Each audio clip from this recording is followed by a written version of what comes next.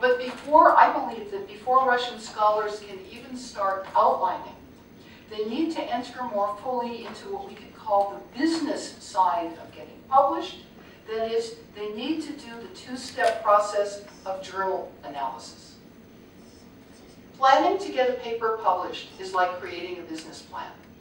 Just as an entrepreneur or corporate head approaches the market through market research, Russian PhD students and scholars need to do their journal research. First, they need to analyze all reasonably potential journals for a specific paper to eliminate those that don't fit. And ideally, they should begin this process during the research part of their project. Such an analysis involves asking everything from whether the journal publishes primarily theoretical or empirical articles, and if empirical, whether they present mainly qualitative or quantitative research, to whether the articles focus on the subject matter, that is, the specific subject of the article, or whether the articles focus on the discipline, like articles on the field of political science.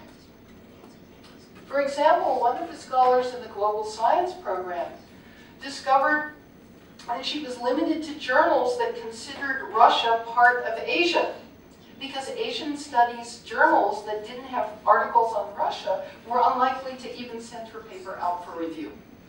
So that's what her journal analysis taught her.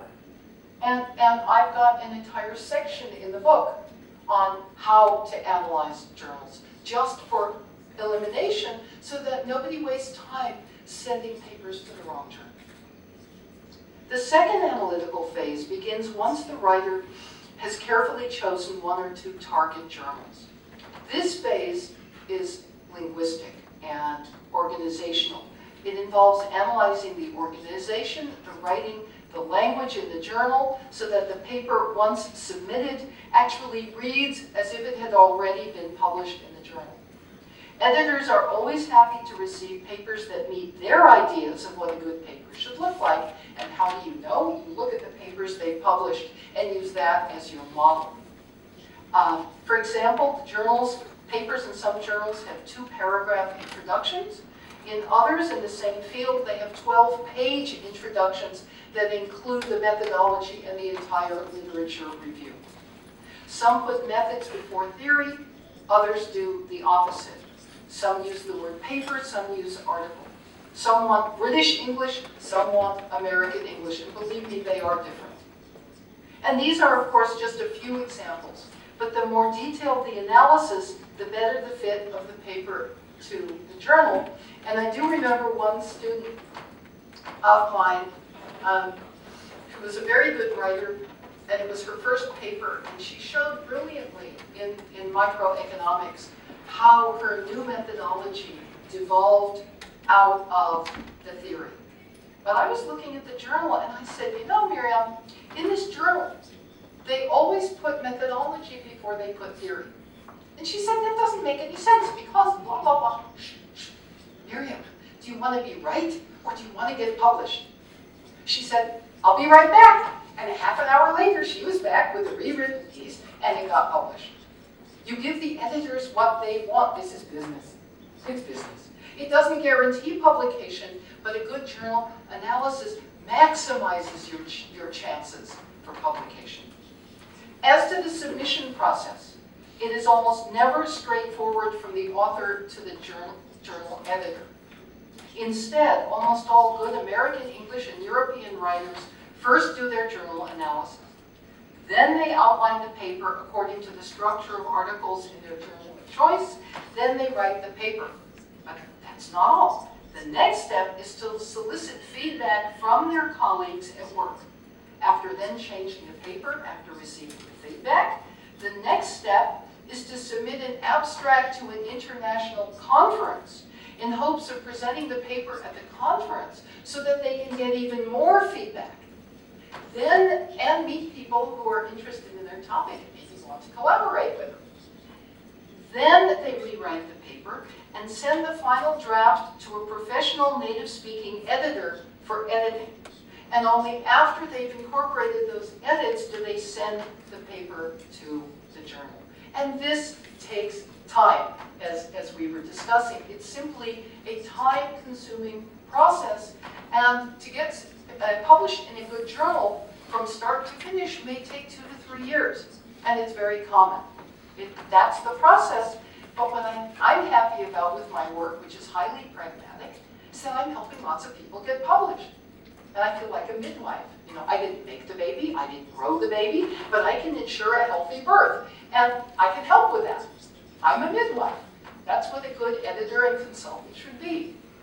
So, the exchanges that these scholars receive at international conferences are invaluable. They receive helpful comments from all sorts of interested parties, and occasionally an editor invites them to submit the paper to his or her journal, often for a special issue. They also make new international contacts, some of whom will later turn into collaborators on future 2-paper or 3 or 4 paper, author papers. And both the contacts and the collaboration will often result in the scholars being invited to lecture for a semester in another university in another country. Indeed, some of the Danish and Swiss PhD students and postdocs with whom I work actually ask me to edit their papers before they go to the international conferences so that they don't embarrass themselves with unclear sentences or weak argumentation. So I think it's crucial for Russian universities to allocate funds to send their most promising young scholars to international conferences so that they can benefit from similar results.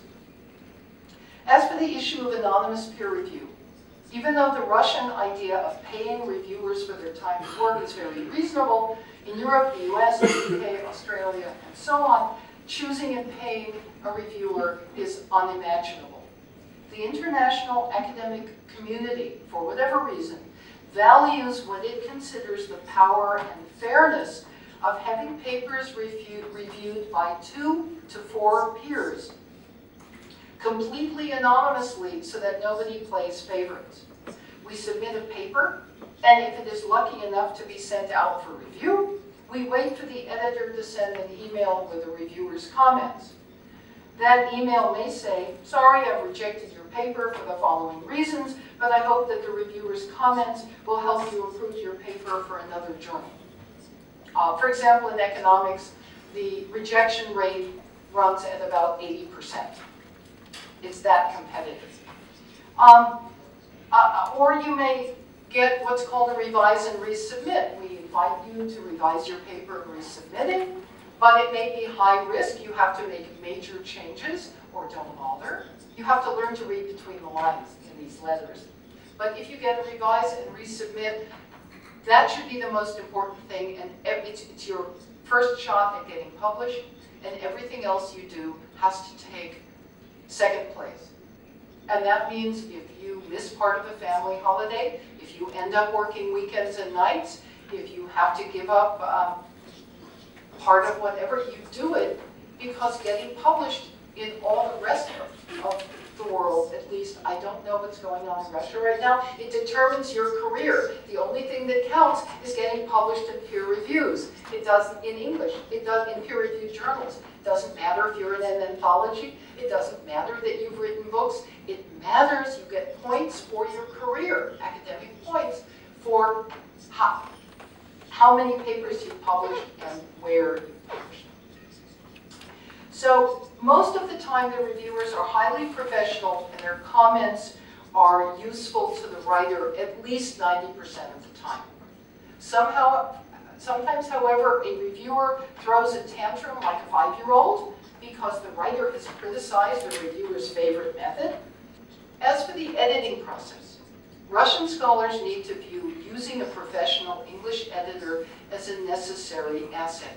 Indeed, Native Americans go to editors because you know that not all Russians are great writers in Russian, and not all native speakers of English are great writers in English. So we go, in our first language, we go to an editor because English demands 100% perfection of clarity. So that's just a given. And many journals now will return poorly written papers unread and say, go to an editor and resubmit it, but we won't even look at this. And many even offer the names of various editing firms for scholars who don't know where to find an editor. As a non-native English-speaking reviewer once wrote to me, and I quote, "I have found that a poorly written paper is typically one that is also poorly executed, because if the authors do not bother to polish and perfect the language, they have probably not been very careful in doing their analyses," unquote. And this is a non-native speaker of English.